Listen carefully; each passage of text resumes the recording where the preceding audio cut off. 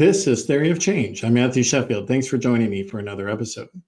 Before we get into today's program, I just wanted to mention that Theory of Change is part of the Flux Media Network. So go to flux.community for more podcasts and articles about politics, religion, media, and technology, and how they all intersect and affect each other.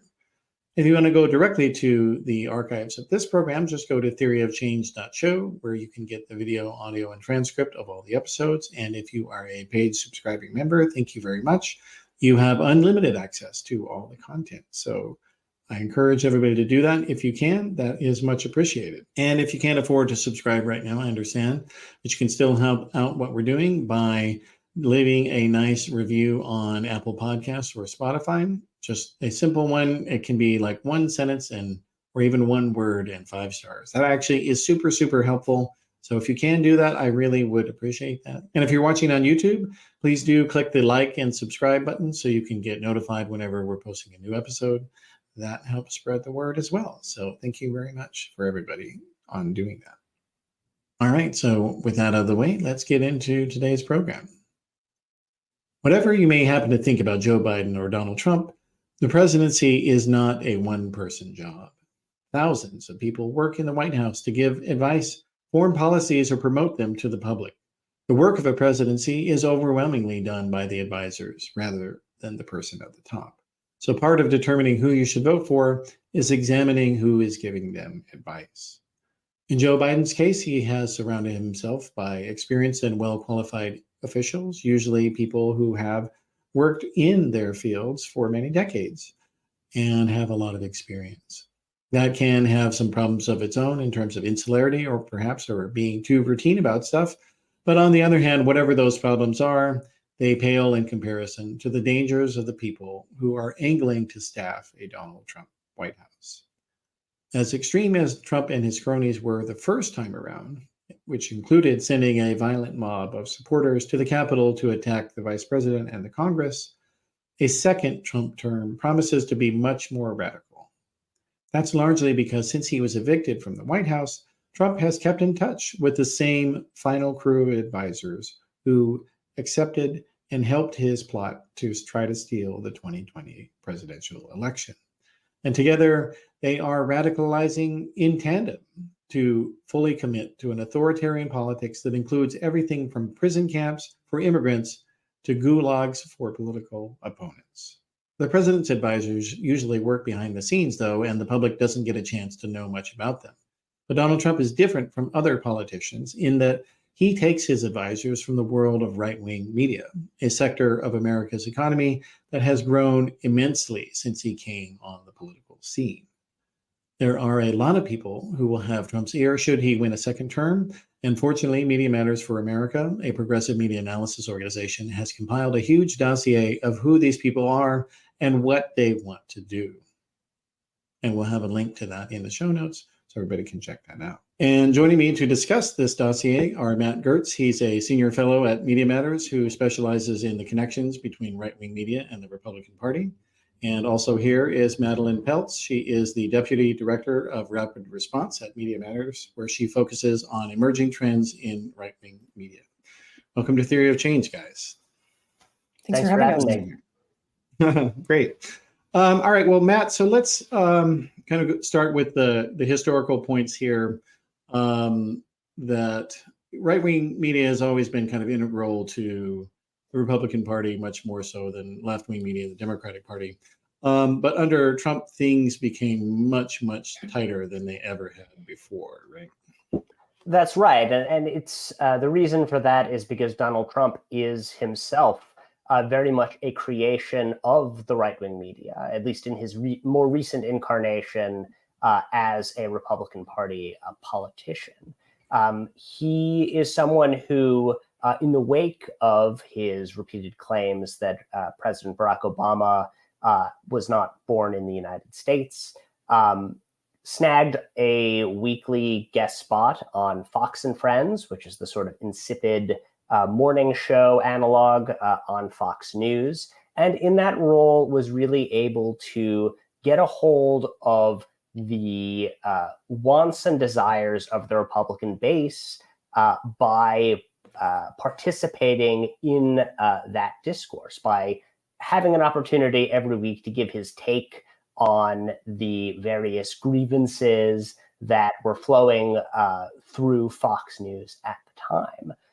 And so what we saw during Trump's was very much a case of a Fox News creation and Fox News superfan acting from the White House. Donald Trump would get up every morning. He would watch Fox and Friends and other Fox shows, beginning early in the morning, continuing to late at night.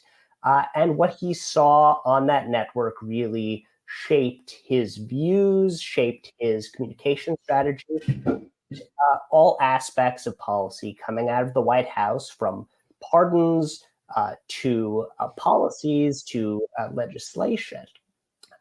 In a real sense, Fox News and the right-wing media more broadly were a partner to the president on a level that we've really never seen in modern American history. And so it was really an extension of this trend that we've seen of sort of synergy between the right-wing politicians and media on steroids, so to speak. And that's continued with even more reactionary figures up to the present day.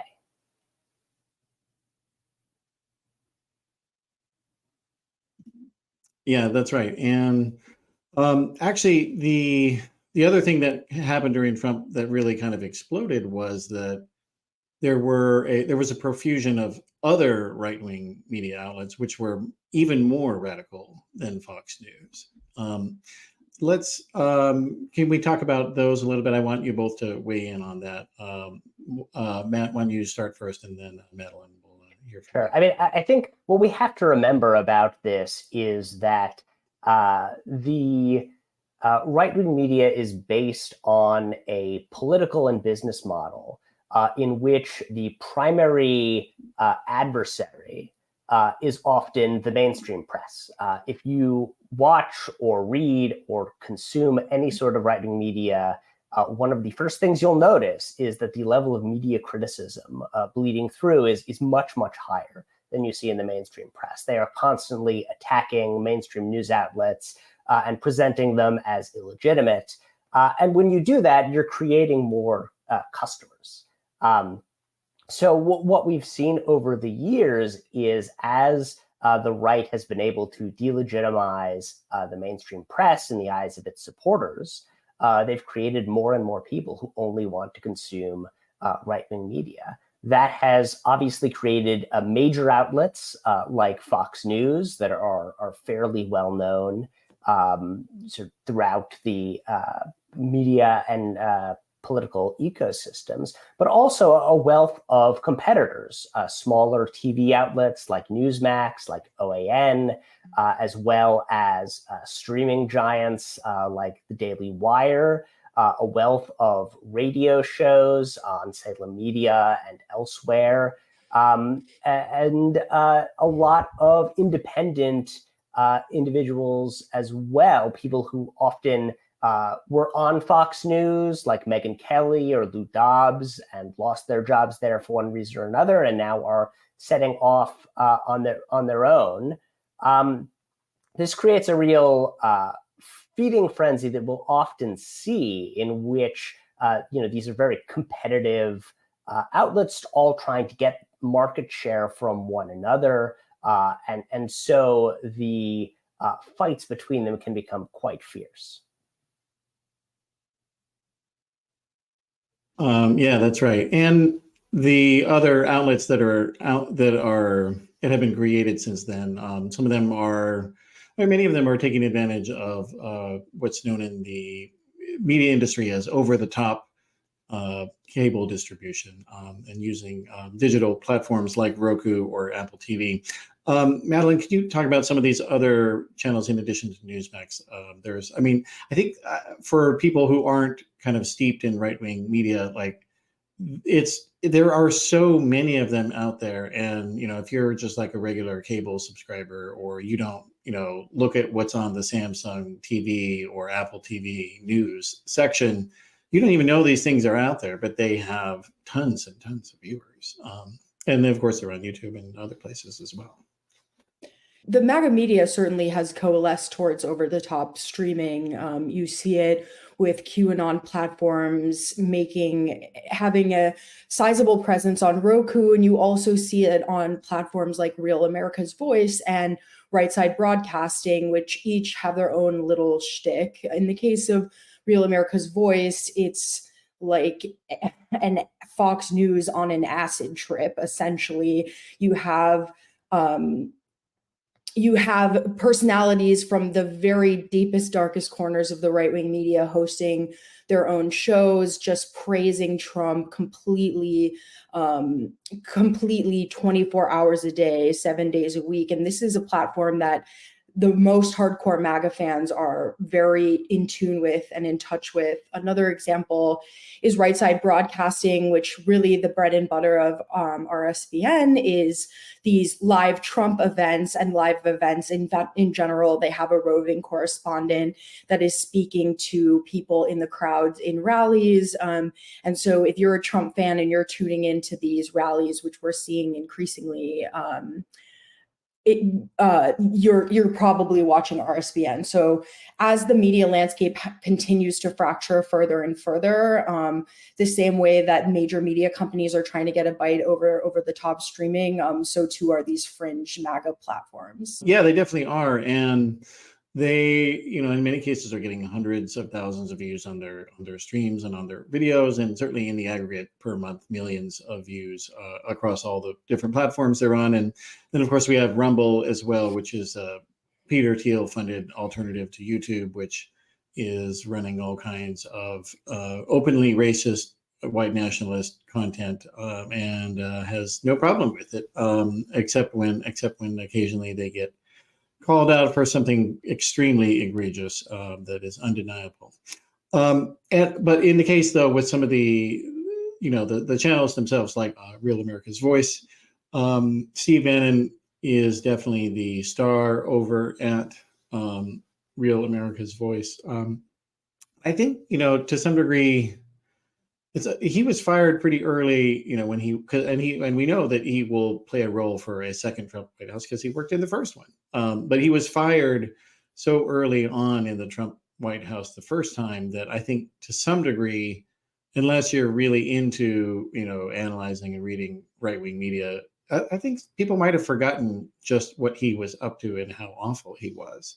So I'm going to just play one of the clips that he said. This was something that he said in 2020, which got him banned from Twitter and Facebook when he said this. Second term kicks off with firing Wray, firing Fauci. Now, I actually want to go a step farther, but I realize the president is a kind-hearted man and a good man. I'd actually like to go back to the old times of Tudor England. I'd put the heads on pikes, right? I'd put them at the two corners of the White House as a warning to federal bureaucrats. You either get with the program or you're gone. Time to stop playing games. Blow it all out. Put Rick Grinnell today as the interim head of the FBI.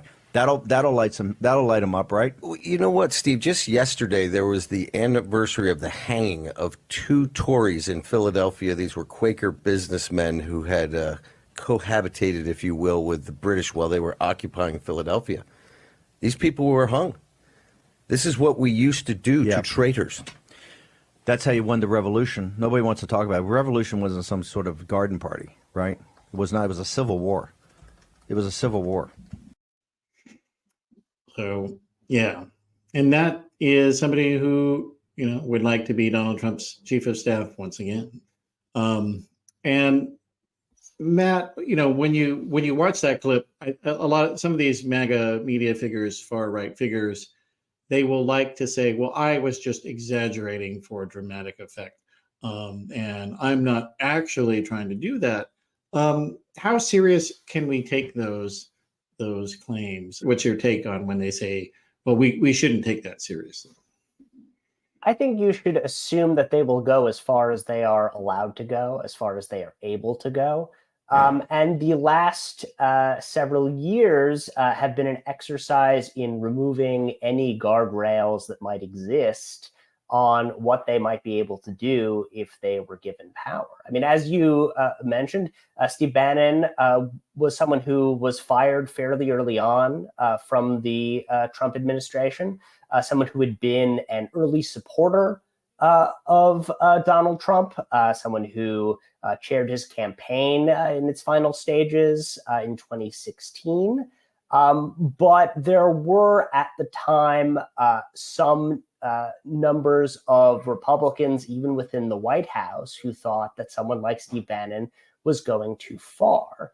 What we've seen, both throughout Trump's administration and certainly in the years since the 2020 election and January 6th, is a steady move to purge critics of Donald Trump, purge people who might stand up against anything he might do from positions of power within the Republican Party. It is very much Trump's party now. It is effectively a cult.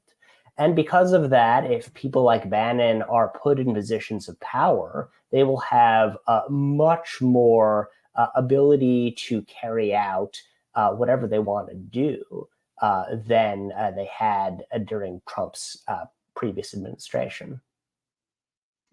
Yeah, that's right. And one of the, and to your point, one of the things that he did say explicitly is that, denying the reality that Donald Trump lost in 2020 should be a core platform of the Republican Party and a prerequisite for working in a second Trump White House. So we'll roll the tape on that. If you don't believe that Trump won in 2020 was stolen, you shouldn't be a senior you shouldn't be a senior member of the RNC. You just shouldn't. It's not a loyalty test. It's a logic test because the whole thing flows from that. And we wouldn't have spent $350 million. Remember, in economics, you have two types of costs. The types of costs that cost you money and resources. You look at that, hey, here's what it's going to cost me. But the other is opportunity cost. What could I have done with these resources if I had taken another course of action? What does that course of action look like? So, yeah, I mean, he's basically, and he's gotten his way on that. I mean, he made that remark just last month as we're recording this. He said that in February, and I think he was describing a reality that already existed, pretty much, right, Madeline? Absolutely, and it's a reality that he created through his show War Room.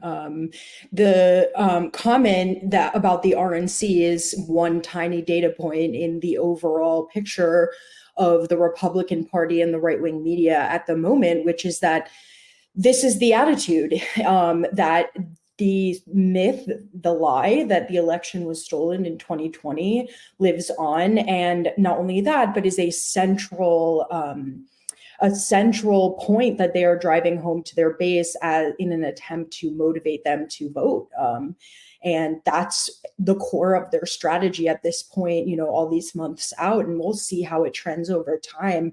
But we arrived here today by years of driving this point home again and again, since before any ballots were cast in the 2020 election to the chaotic post-election period to leading up to January 6th. Every single day since, they've been driving home this idea that the election was stolen and that Trump's return in 2024 is an act of vengeance and revenge. And you've seen that on the campaign trail in some of the comments that Trump has been making. It's a central refrain that the advisors closest to him are trying to distance themselves from, to very little success.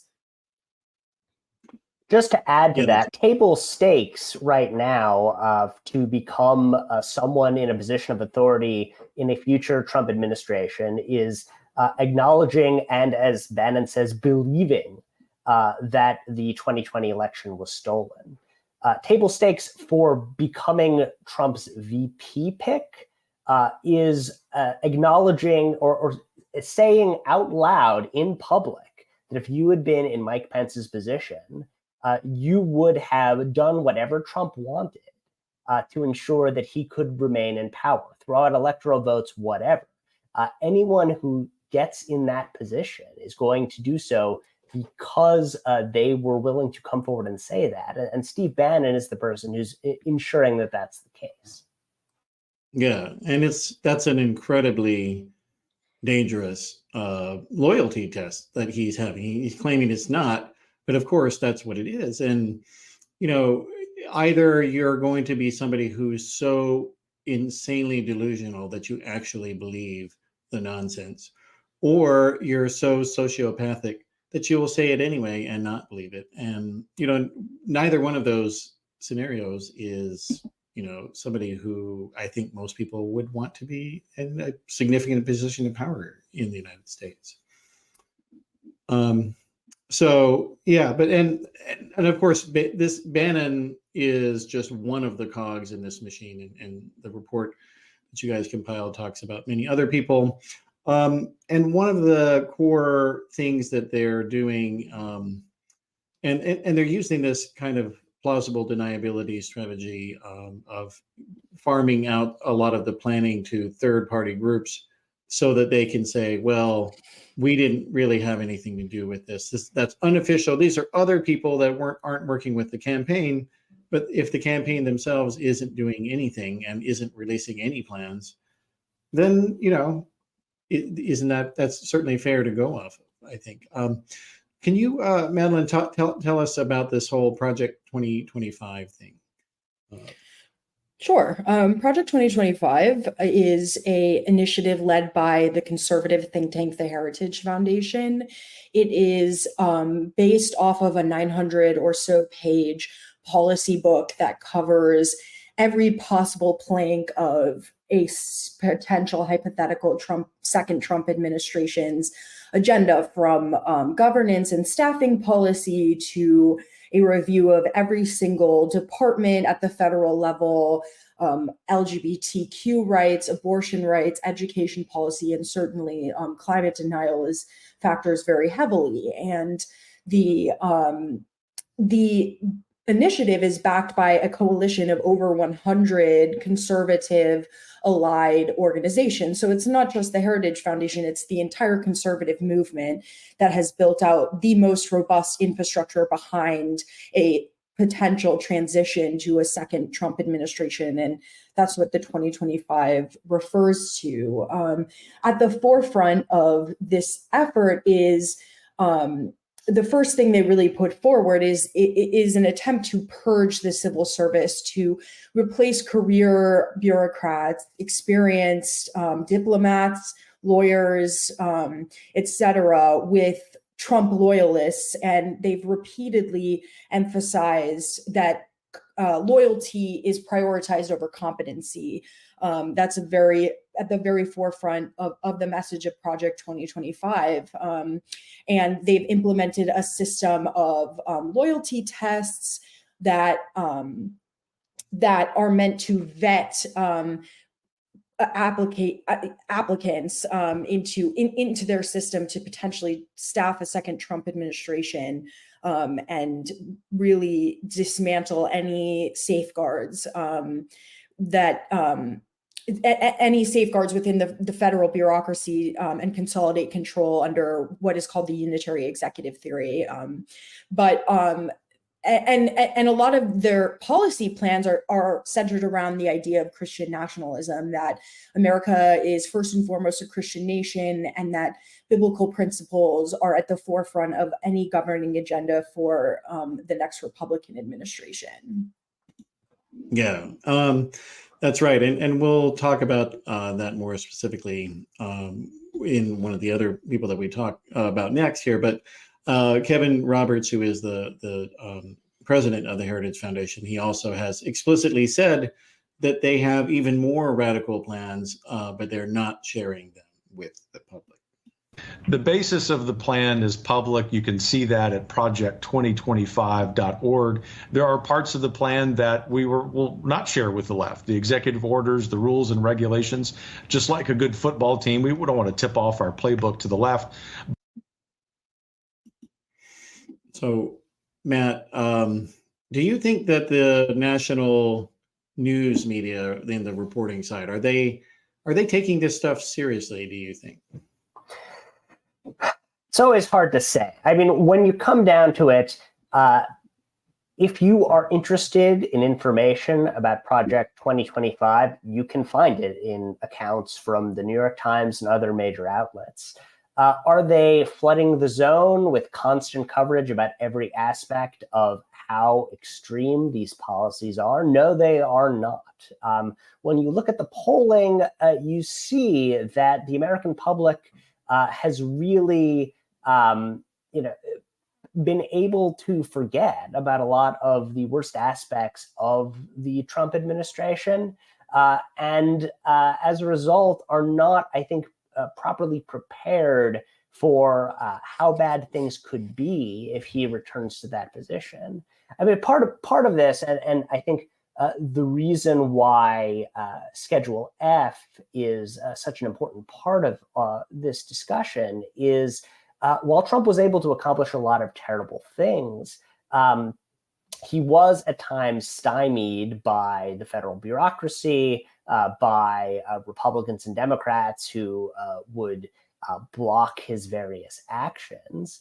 And people like Kevin Roberts and the Project 2025 plan and Steve Bannon are all really designed to make sure that doesn't happen again. That loyalty to Trump is the first principle of anyone who goes into a future Trump administration, and that they will do whatever he says without considerations of whether or not it's a good idea or legal or ethical or anything else.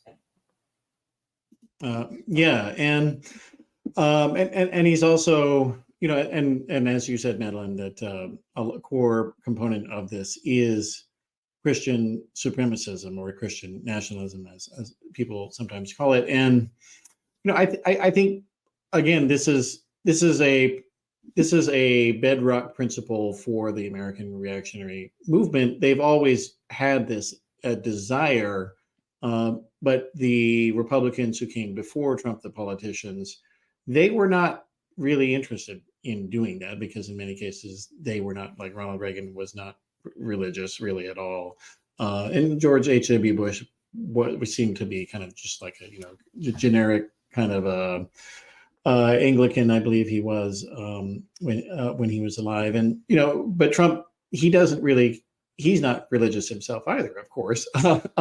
But he knows that these people are his most rabid supporters and will work tirelessly to give him power, and that's enough for him. There's a guy named Russ Vought who is he is kind of the leader behind all of this, the Christian nationalist stuff, and let's talk about him in a bit here, but let's play something from him first.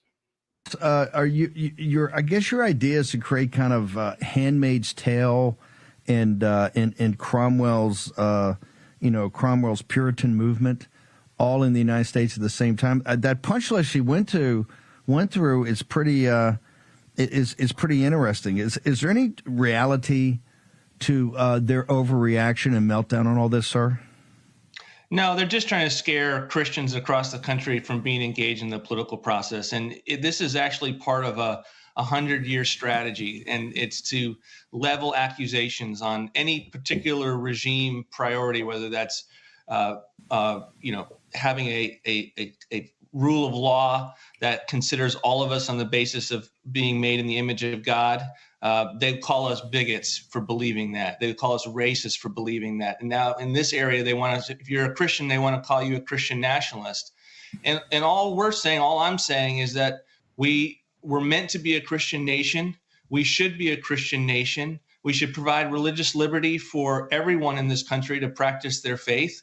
But that the Constitution, the system doesn't work. Western civilization does not work without the underpinnings of a Judeo-Christian worldview that is the bedrock for all of our laws. So it is not unnatural for Christians to be a part of the political sphere, the public square, and to say, this is what I believe, this is the bedrock for which I believe it, and to have it reflected in our laws, in just policies, in healthy.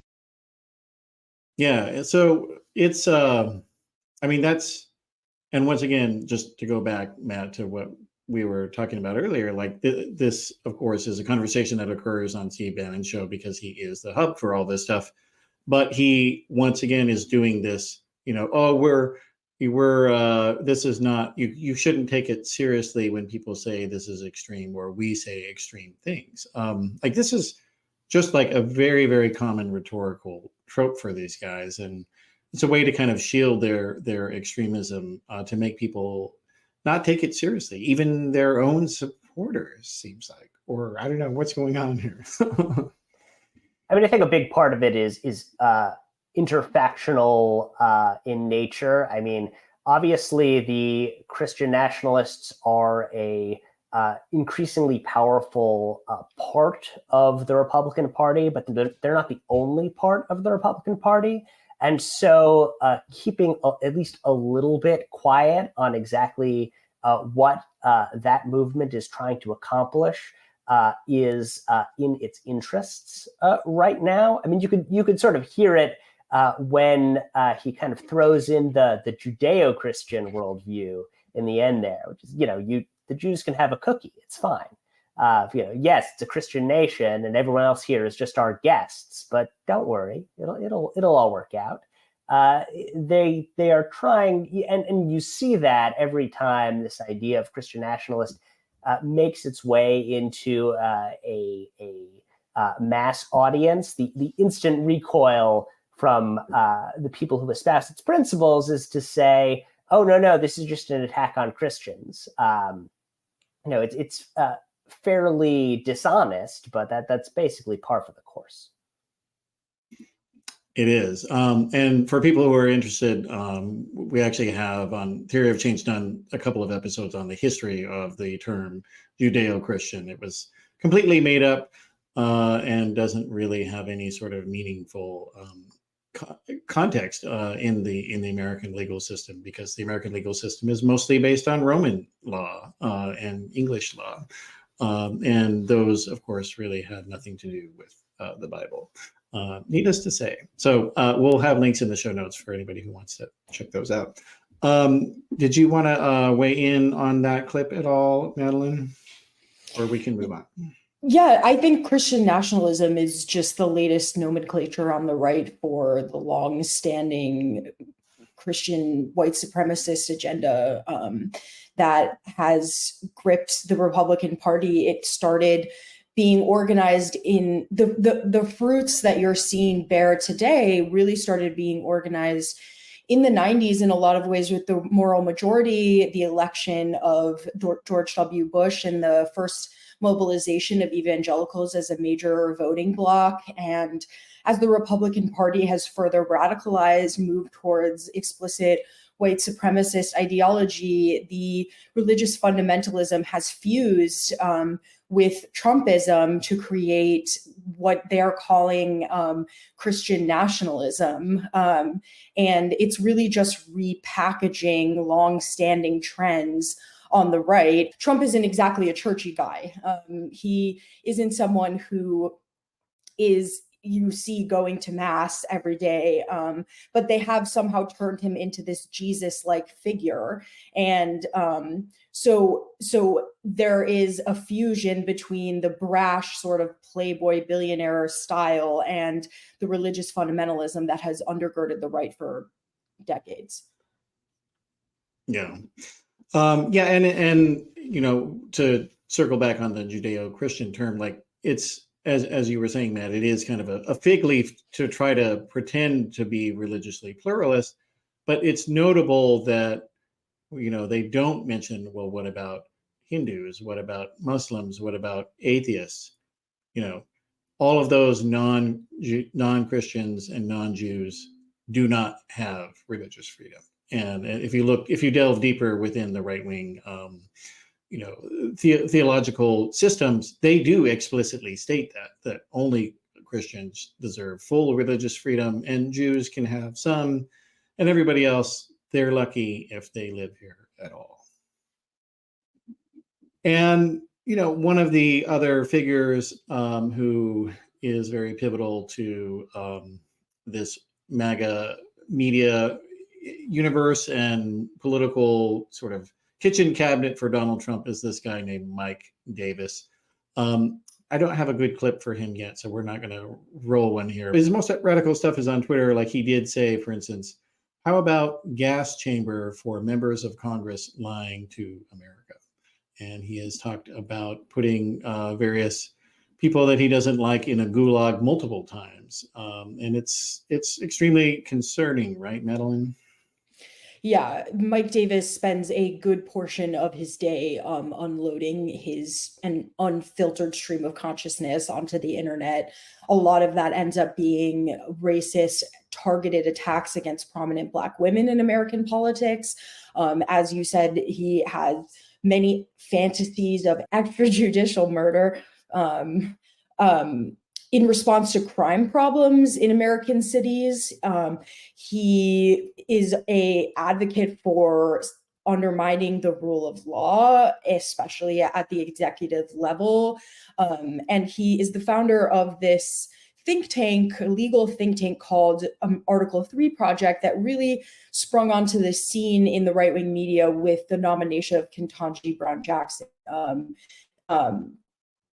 And he was pretty instrumental in pushing this smear that she was somehow a defender of heinous crimes against children. That was really something that Mike Davis drove. And so I think it's telling that so much of his profile has been established by these heinous attacks on Black women.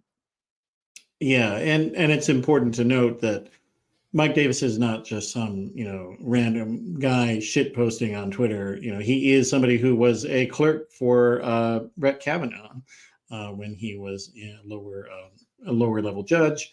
And, Steve Bannon often touts him as somebody he would like to see be the attorney general.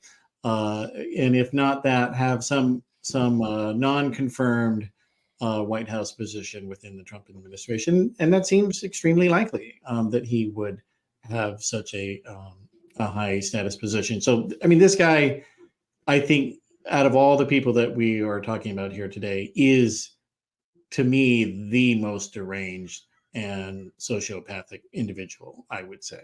I will say that Mike Davis is the only person on this list who has called for me personally to be arrested and jailed. So there is that.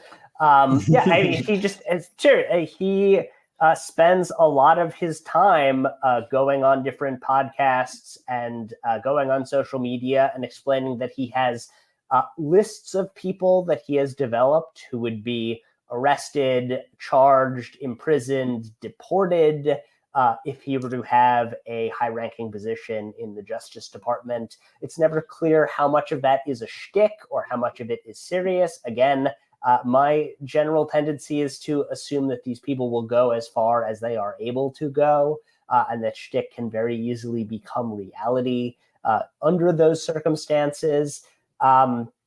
So yes, the fact that he is someone who can be mentioned by Donald Trump's son, by Steve Bannon as a possible attorney general pick is concerning. After all, the entire the view that Donald Trump has of the Justice Department is an organization that is supposed to exist to defend him and his allies and punish his enemies.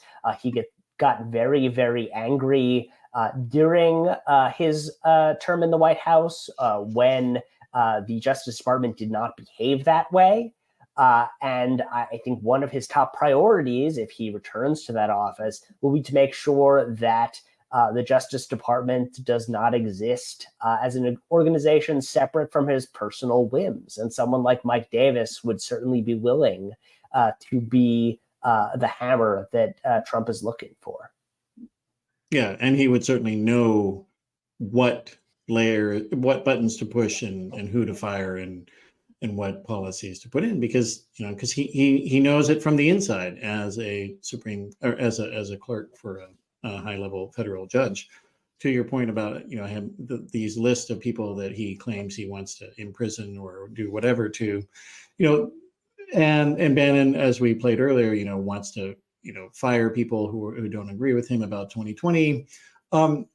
the mainstream media is very, very terrible at promoting right-wing narratives about cancel culture, that they allow far-right activists to claim that they're not allowed to discuss anything in public, that no one with a conservative opinion is allowed to participate in public life. And yet, you have people who would potentially be cabinet level officials in a Trump administration talking about imprisoning people for political disagreements. I mean, this is, we should never hear another word about cancel culture in the political system when they're talking like this. I mean, what do you think? Yeah, I mean, the top priority of Donald Trump, if he is elected president, he has said, is retribution. He wants to punish people he dislikes, and he wants as many levers of power to do so as possible. He was kind of inept during his first term in office because he doesn't have a lot of interest in public policy, because he does not have a lot of know-how of how the system works. But what Project 2025 is supposed to do is ensure that there is a real plan to carry out Trump's mission of retribution against the left, against the parts of the country that didn't support him. And it's really a pretty scary situation. It is, and we saw a preview of that with the Trump administration's COVID policy, that when the pandemic first broke out, the Trump White House explicitly said, well, we don't have to do very much because it's in a Democrat area, which is, where the initial deaths were, primarily in San Francisco and New York City. And so, they've shown that they are capable of doing this, and Project 2025 is the roadmap of how they'll do it on a much, much greater scale. And to that point, though, we have another figure that is worth talking about here. He's definitely more well known than Mike Davis. It's Stephen Miller, Donald Trump's longtime speechwriter and anti-immigrant activist. And with this non-controversial topic, immigration, we have President Biden importing 10 million people into this country. A lot of these people are unvetted. They don't share our values. They don't want to assimilate, many of them. And so I'm going to start this with Stephen Miller, who's been the tip of the spear on immigration. What should we be doing in a Trump 47 administration to fix this disaster, this invasion of our southern border? Well, as I say sometimes, the immigration issue is extremely simple. The policies involved in fixing it are very complicated. The simple part is seal the border, deport all the illegals. That's the short answer, right? You get in, you have two policy objectives that you proceed with utter determination on. Seal the border, no illegals in, everyone here goes out. That's very straightforward. In terms of the policy sets to accomplish this, as President Trump showed in his first term, it's a series of interlocking domestic and foreign policies to accomplish this goal. In no particular order, just to rattle off a few fast, you have your Safe Third agreements, you have Remain in Mexico, finish the wall, you have robust prosecutions of illegal aliens, you do interior repatriation flights to Mexico, not back to the north of Mexico. It's very important. You re-implement Title 42. You have several muscular 212Fs. That's the travel ban authority. We did a few of those in the Trump administration. You would bring those back and add new ones on top of that. You would establish large-scale staging grounds for removal flights. So you grab illegal immigrants, and then you move them to the staging grounds, and that's where the planes are waiting for federal law enforcement to then move those illegals home. You deputize the National Guard to carry out immigration enforcement.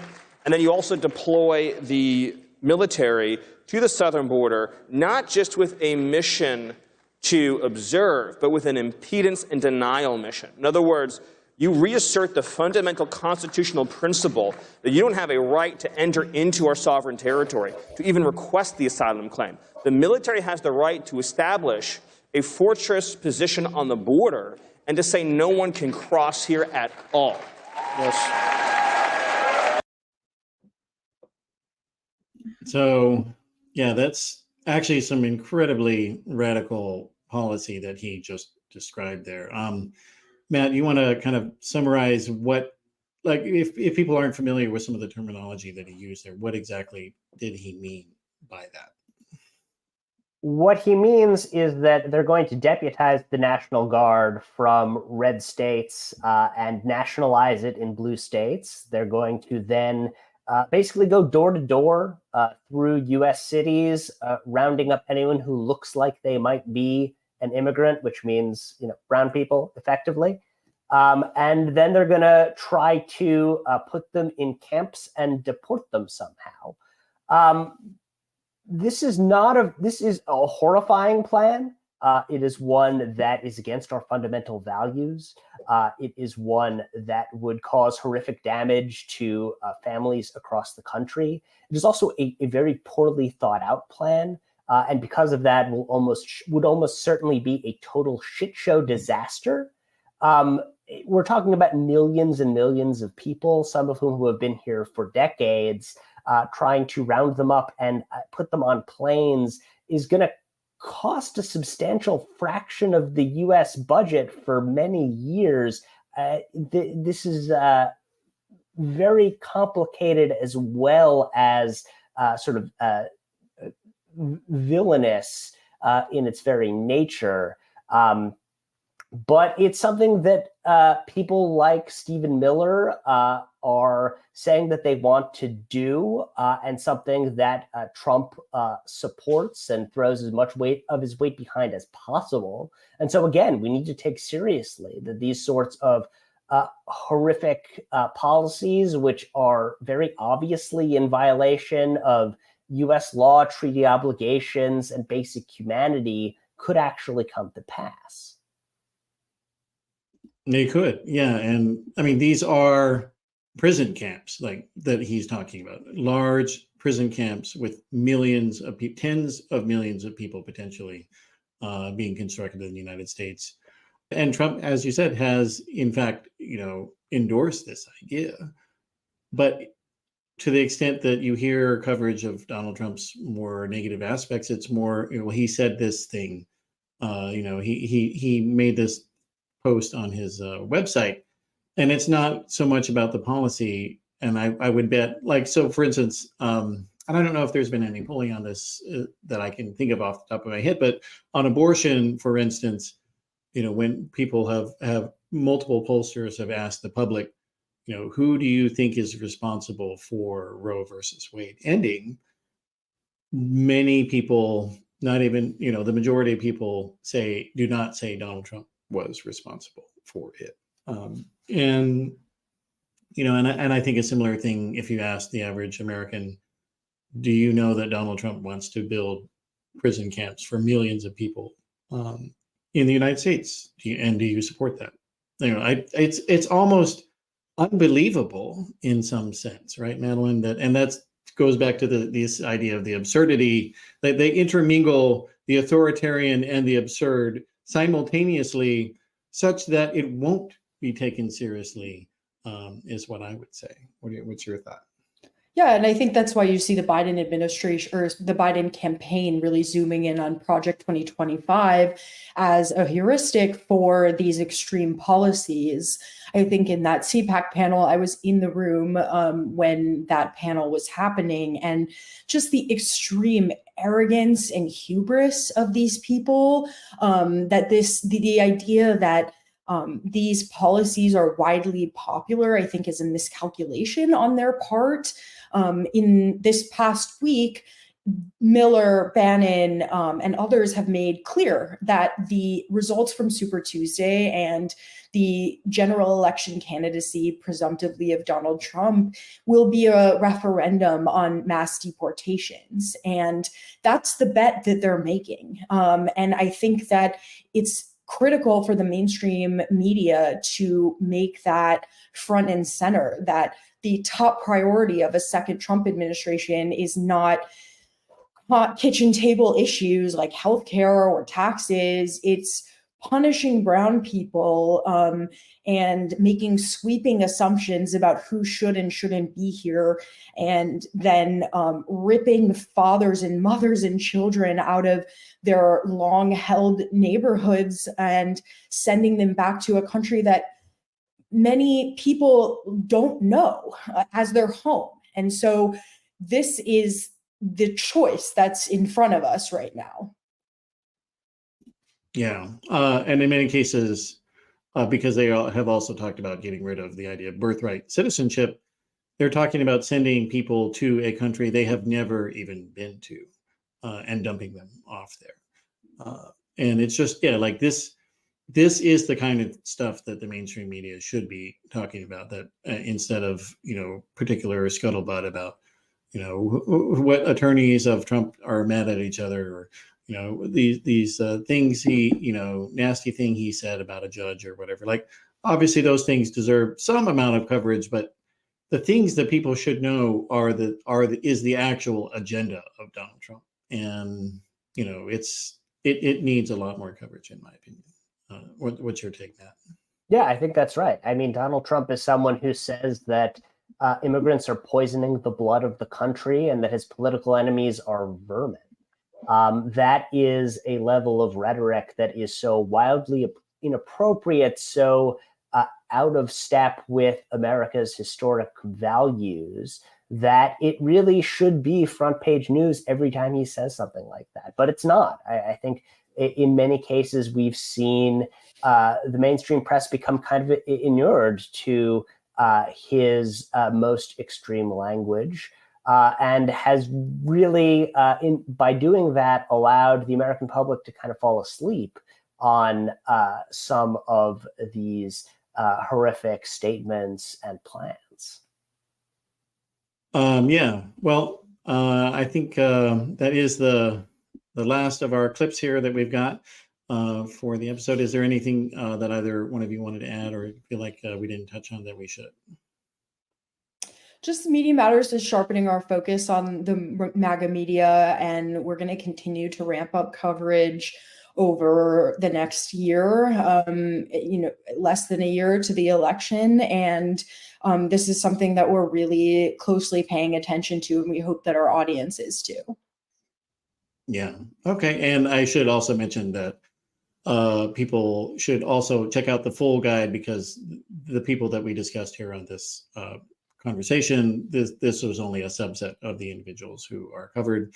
And then there is a whole array of other people who may not have an official role in the Donald Trump White House, but they certainly speak for the people who would work in there, and sometimes are used to kind of test a idea or concept with complete plausible deniability, because they can say, well, I don't have any position with Trump, and one of those, and we saw, and I say that because this happened with regard to abortion, and with regard to no exceptions for any kind of abortion, and very early bans on the procedure like in vitro fertilization, and now they're ramping it up against birth control.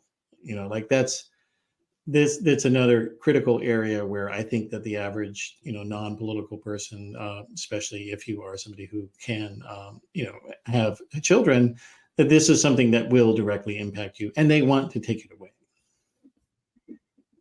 So yeah. All right. Well, Madeline, so for people who want to keep up with you on social media, where should people go for that? I'm on all of the platforms. My handle is Peltz Madeline.